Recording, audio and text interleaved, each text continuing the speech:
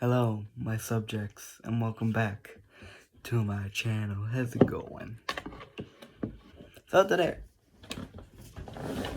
let me just do a turn. There we go. Today we'll be talking about the story of Solomon the Wise. I'll first summarize his story and then I'll talk about him. And of course, ask questions. As I do. So, Solomon was born. And then he grew up. Sometime in growing up, he was asked by God if he were to ask for anything, what would he ask for? And Solomon answered with one question that God respected: wisdom. Not a lot of people want wisdom. Most people would want riches, strength, infinite coffee, I don't know. Solomon was the first person to ask for wisdom. And possibly the only person to ask for wisdom. And God respected it. So he was like, you know what? Here you go. Wisdom. And he was like, cool.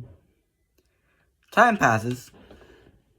He's running a kingdom. He is the king of a kingdom or something. He leads the armies to war. However, he starts to prioritize his wisdom rather than God, leading him to lose a lot more because he's only relying on his brain instead of, also relying on God.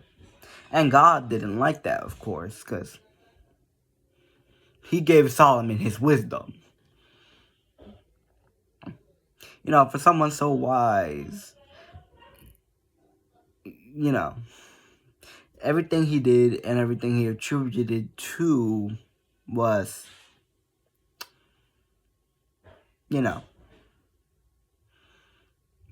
in his own name rather than the name of God. One time, he basically does something that crosses the line, which is like, I think he was like showing off his riches and in pride or something like that, and saying that it was his riches, comfort brought by his wisdom.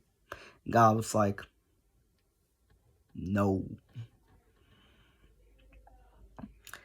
And short story, later, something happens to Solomon. I don't remember what. And yeah, that's the story. So now here's my problem with dear old Solomon. Why? First of all, we'll ask questions. Then I'll get into. So, God basically, how do I say this in a way that doesn't sound like I'm like, spoke to Solomon multiple times and basically tried to reach out to him, and Solomon at every step ignored him and relied again on his wisdom to win every single fight.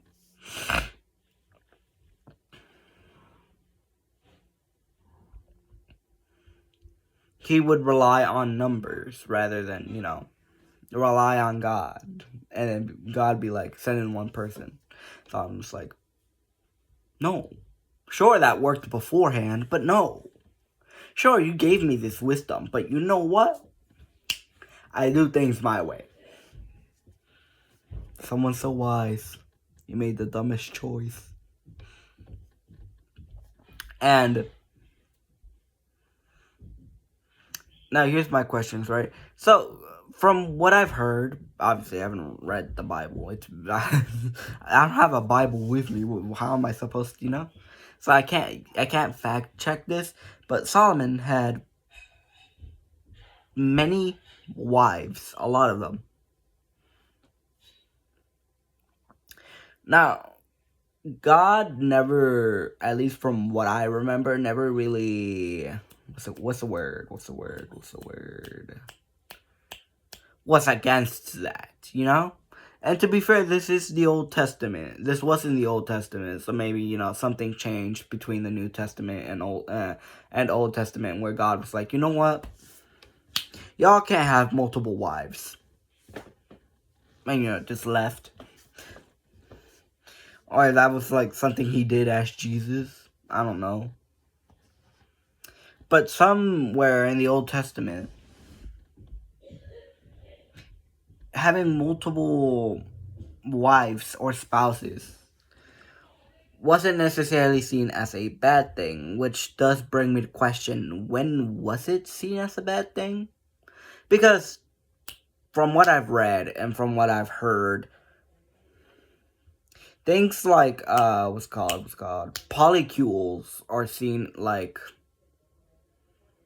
basically what's called adultery in the eyes of a lot of Christians, or just a lot of people of religion. Which brings me to question, when was having multiple people you're married to seen as a bad thing and seen as a sin? And when it was not, what was the time period, Old Testament, Wild West, New Testament, more rules, Obviously not like that, but, kind of something like that. And then Jesus was born, and he said, okay, you can't have multiple wives anymore.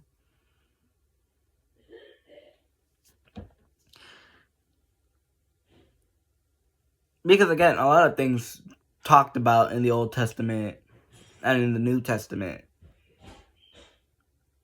show that the law can and has changed, especially when it comes to the law of the Bible and the law of Jesus. Well, not law, I guess, commandments of Jesus. Or the rules, I guess. Like back in the Old Testament, God necessarily didn't, what's the word I'm looking for? Condemn multiple wives. Matter of fact, I think he was for it rather than against it. Then again, I don't remember anything from the Bible, so take everything I say with a grain of salt. Because Solomon wasn't the only one. Joshua, I think his name was Joshua. For those who, I can't remember. So basically, to summarize his story a bit, because I want to talk about him as well, I think.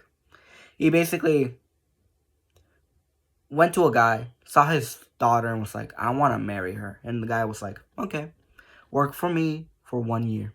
And he was like, all right. He works for him for 1 year. Give me her. And he's like, all right. Can you pretend to be my daughter for me? Here's some money. Or something like that. Where he basically tricks him into getting with someone else. And then he figures it out and is like, give me her. It's like, alright, I will. Work for me for another year. It's like, okay. And the cycle continues for a little bit. Until he eventually gets the girl he wants. And they leave. Because, they were being targeted or something like that. But the dad was like, you know what? Time I took things into my own hands. From what I remember. Take everything I say with a grain of salt. From what I remember, from what I've heard, from what I've seen.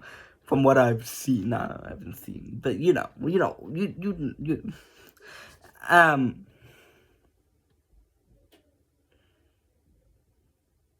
We also have the story of, what was his name?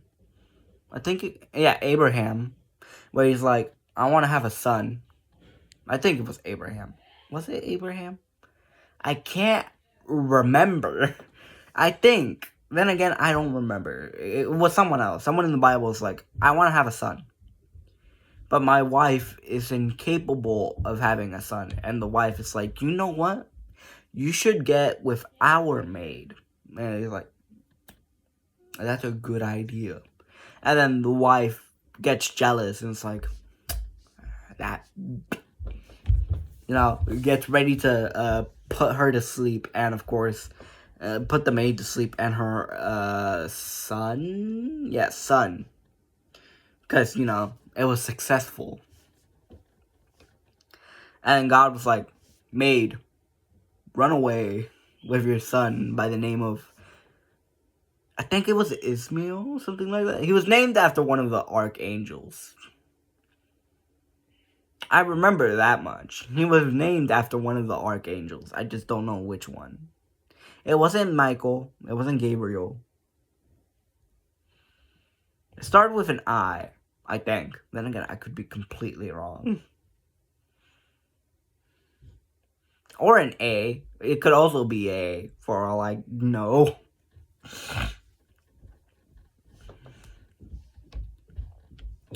And, eventually he was like, blah, blah, blah, blah, blah, blah, blah. Blah, blah, blah, blah, blah, blah, blah, blah. And then, yeah. So, basically what I'm trying to say is, adultery wasn't necessarily seen as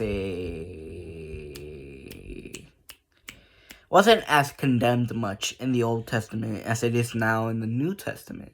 Which, again, brings me to the question, what is the time period? When was adultery seen not as a big of a crime, or, I guess, sin?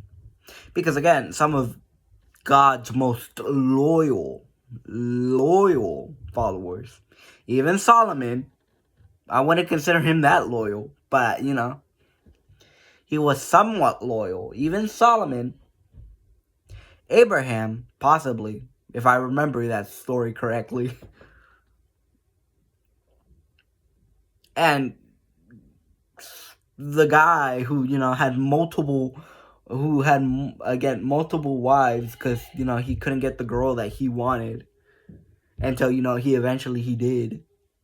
So, and all 3 times, God necessarily never really told them to repent, especially with someone like Abraham, who God was in contact with the most of the time, Like, Abraham, do this. Abraham, do that. Abraham, sacrifice your child. Bet. Yeah.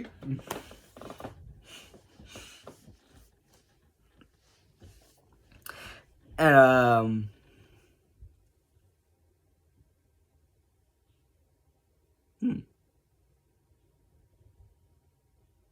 I forget. It's fine. I got distracted.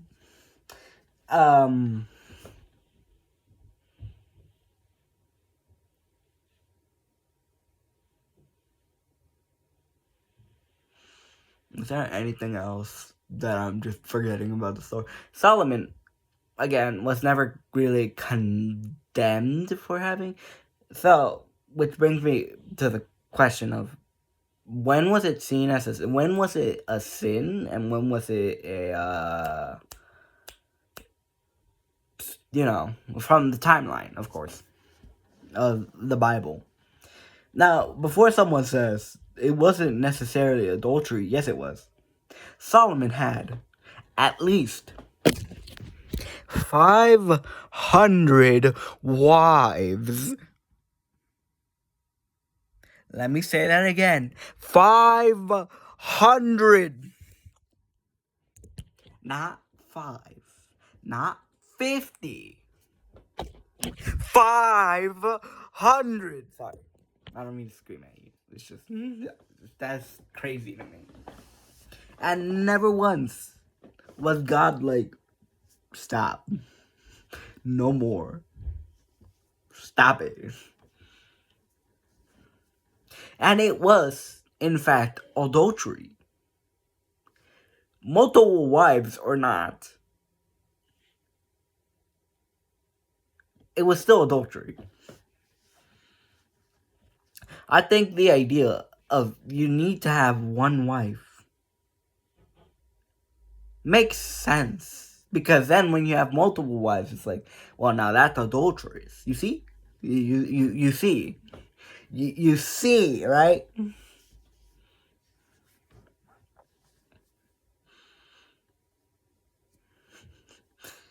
Solomon over here just having... I think it was Solomon. Then again, I could be wrong.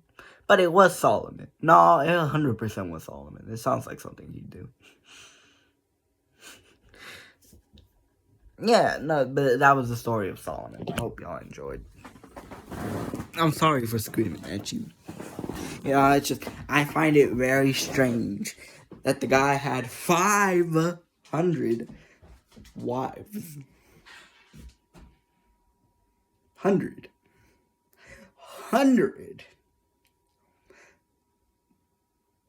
I don't know what's worse. Other than that, yeah, I'm running out of people in the Bible to talk about. I don't even know who I have not talked about yet. I think I haven't talked about, what's his name? I haven't talked about Jacob. I don't think I have.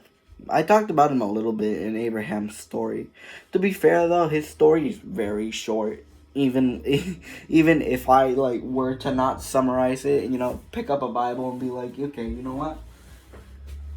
I'm gonna get this so I can fact check my, my stuff. His story is just really short. Summarizing it just makes it even shorter. So yeah, have a wonderful afternoon, morning, evening, and or night. I'll see you whenever I'm done hibernating. Goodbye, my subjects. Peace.